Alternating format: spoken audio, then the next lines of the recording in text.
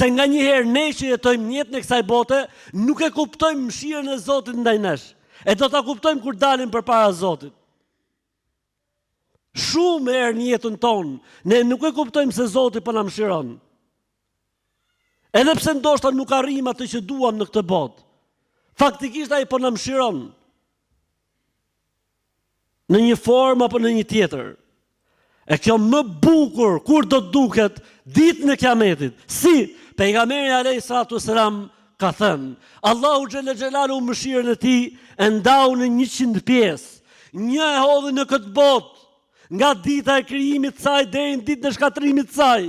Çdo lloj mëshire që ekziston në jetën e kësaj bote, për krijesat nga krijuesi apo për krijesat ndër vetveti, nuk është gjë tjetër vetëm se 1/100 e mëshirës së Allahut, ndërsa 99 pjesët e tjera Allahu i kalon për ditën e Kiametit. Për këtë arsye, mas i tregoj se ja ka bërë obligim vetës së tij mëshirën, tha, do t'ju mbledh dhe do t'ju ringjall ditën e Kiametit. Ditë e cila është e sigurt, e vërtet, dhe në të nuk ka pikë dyshimi. Elhamdulillah. Kjo na man gjallë.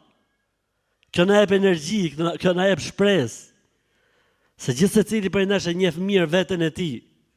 Belil insanu ala nafsihi basira, walau alqa ma'adhira. Gjithë secili e njeh veten e tij, edhe nëse arsyetohet, edhe nëse bën dhe shfaqet dhe aktron. E kur mendojmë se kemi të bëjmë me një Zot i cili thot e kam për obligim të mëshiroj, me një Zot që thot çfarë keni parë në këtë botë nuk është asgjë, shumëzim 99, vetëm se ka një përjashtim. Wa kana bil mu'minina rahima. Do të jesh besimtar që të fitosh nga këto 99 hiset e mëshirës së Allahut xhalla xhelalu.